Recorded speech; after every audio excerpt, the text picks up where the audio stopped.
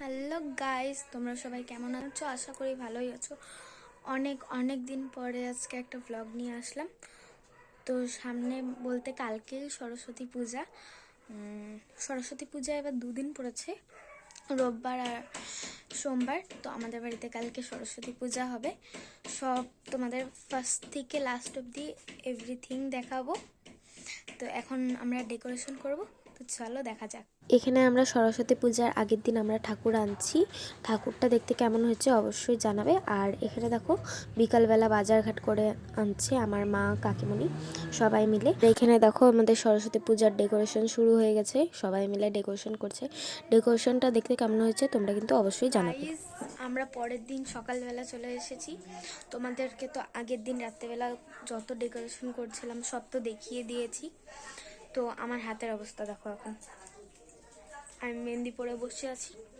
তো তারপরে আমি কি কালারের শাড়ি পরবো আমি তোমাদেরকে সব কিছু দেখিয়ে দেবো। এদিকে দেখো প্যান্ডেলের এখানে আমাদের সরস্বতী ঠাকুর বসিয়ে দিয়েছে। আর আমার মা এদিকে মালা পরাচ্ছে, আর আমার দিদি বুনু গান সেট করছে। তো কেমন লাগছে প্যান্ডেলটা অবশ্যই জানাবে তোমরা। এদিকে দেখো আমার মা আলপনা দিচ্ছে। আমি স্নান করে চলে এসেছি। তো দেখো আমার মেহেন্দির কালারটা আমি বেশিক্ষণ রাখতে পারিনি, জন্য লাইট এসেছে। সো আমি একটু পরে শাড়ি পরবো।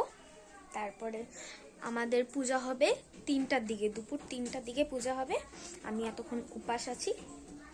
আরও আমার বোনগুলা যে আছে, বোন দিদি, ওরাও এখানেই অঞ্জলি দিবে। সো চলো দেখি। তো দেখো আমি স্নান করে আসার পরে দেখি আমার মার আলপনা রেডি হয়ে গেছে।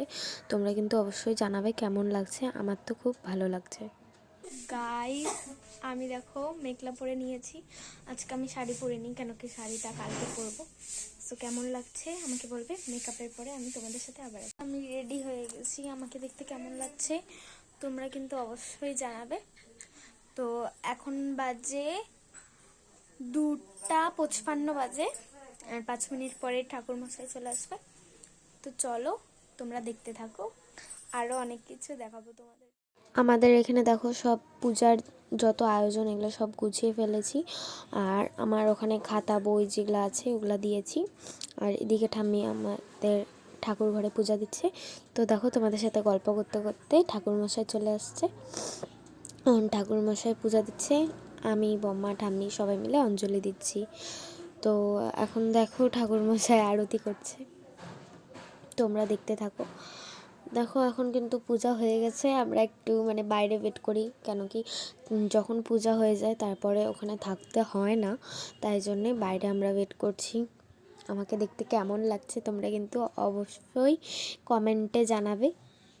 আর এ পাশে দেখো আমার বুনু শাড়ি পরে রেডি হয়ে আছে, ঘুরতে যাবে। আমরা সবাই ঘুরতে যাব সবাই মিলে। তো আমাকে কেমন লাগছে আর আমার বুনুকে মাকে কেমন লাগছে তোমরা কিন্তু অবশ্যই জানাবে। তো কারা কারা সরস্বতী পূজায় ঘুরতে গেছো কমেন্টে কিন্তু জানাবে। আর এদিকে দেখো আমাদের পূজা হয়ে গেছে বিকালবেলা।